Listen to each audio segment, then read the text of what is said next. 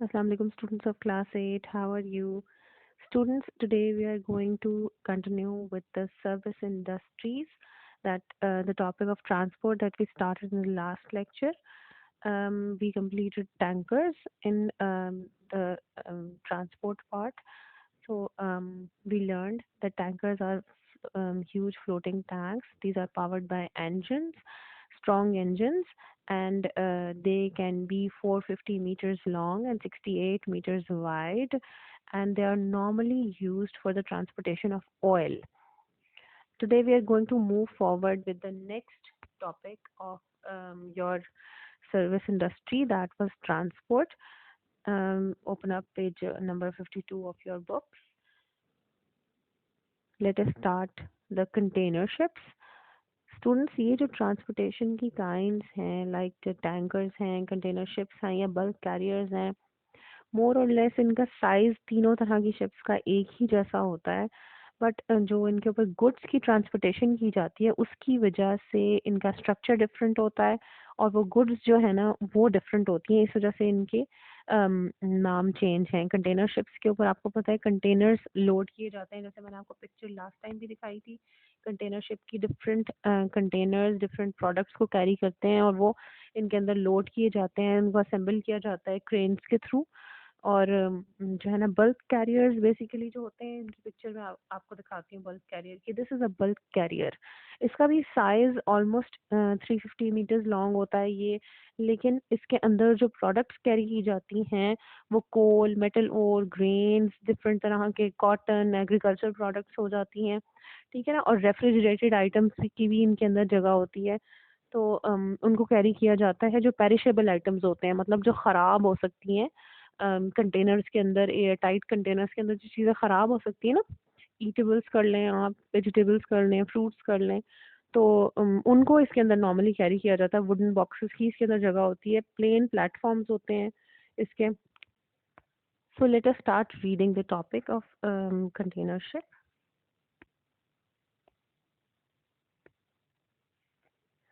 Usually well over 400 meters long, these ships are really floating warehouses. बहुत huge size है इनका, 400 meters इनकी length है। They are design to carry goods already packed in huge metal boxes, जैसे मैंने आपको बताया, 6 और 12 meters लॉन्ग, 2.5 meters वाइड और 2.5 meters इन हाइट। ये एग्जैक्ट आपको एक कंटेनर का साइज दिया जाता है, जिसकी साइज के सारे कंटेनर्स इक्वल साइज के होते हैं, क्योंकि इनको आप ऊपर नीचे असेंबल करना होता है, तो इनका साइज चेंज नहीं हो सकता, बिल्कुल एक साइज के कंटेनर्स होते हैं। Because of all these containers are the same size and shape, they can be packed together much more closely than loose goods. The products are loaded into the containers at the factories. जो producers होते हैं ना, जो product बना रहे हैं, वो वहीं पर उनको containers में pack करके seaport पे भेजते हैं, then taken on special trains and trucks to the ports where they are loaded by special equipment on the ship. Normally बहुत बड़े size की cranes होती हैं, वो इन container ships के ऊपर fixed होती हैं, जो हार्बर से वहाँ से इनको कंटेनर्स को पिक करती हैं और शिप के अंदर असेंबल करती हैं उनको ऊपर नीचे डिफरेंट शेप्स में। The containers are packed below deck when that is full.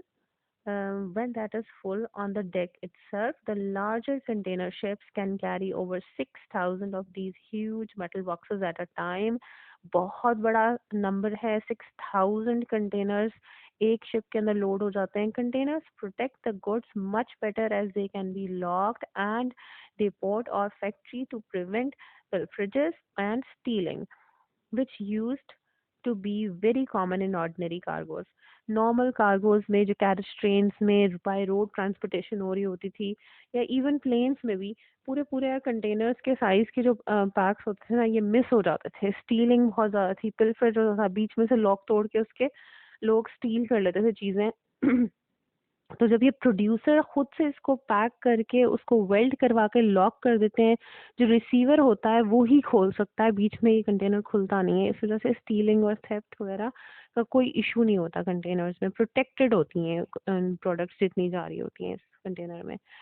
Now come to the bulk carriers. मैंने आपको जैसे इसकी पिक्चर दिखाई थी, let me show you picture once again.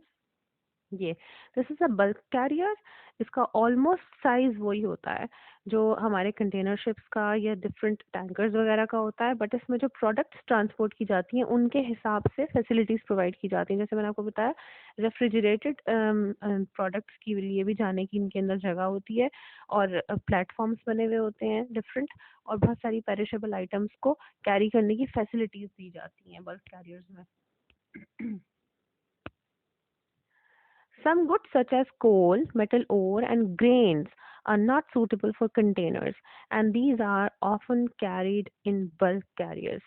These are up to 350 meters long, with the engine and living quarters at the rear, with the rest of the ship a huge open space for cargo. Many of them can hold a quarter of a million tons of goods. बहुत लंबा उनके पास platform available होता है products को रखने के लिए। और आपको पता है कि पेरिशेबल आइटम्स जो फ्रूट्स वेजिटेबल्स वगैरह कैरी की जाती हैं वो नॉर्मली वुडन बॉक्सेस में लेके जाई जाती हैं, जिसमें थोड़ा सा वेंटिलेशन का भी सिस्टम हो। चीज़ें जो है फ्रूट्स वेजिटेबल्स वगैरह ये ख़राब होने के चांसेस होते हैं, इस वजह से उनके लिए वेंटिलेशन के लिए वुडन बॉक्सेस बनवाए जाते हैं, और उनको बहुत प्रोटेक्शन के साथ बल्क कैरियर्स में लेके जाया जा सकता है, जहाँ पे ना वो ख़राब होती हैं और उनकी लॉस के चांसेस भी कम होते हैं। Other specialist ships are refrigerated ships which carry meat and other perishable goods about the world. There are roll-on and roll-off ships which carry cars and other vehicles which are driven under their own power into the vast hold of the ships. अच्छा, इन्हीं में bulk carriers में roll on roll of भी होती हैं, जिनके अंदर ये व्हीकल्स वगैरह कैरी की जाती हैं, जिनको चला के इनके अंदर खड़ा कर दिया जाता है। प्लेटफॉर्म्स जो होते हैं प्रोटेक्टेड होते हैं पानी से, और in case of rain storm वगैरह से प्रोटेक्ट कर लिया जाता है उनको व्हीकल्स को, और इनकी इम्पोर्ट एक्सपोर्ट भी बल्क कैरियर्स में ही होती है। Okay, students, that's all for today. Inshallah, we'll do the worksheet in the next lecture. Allah Hafiz.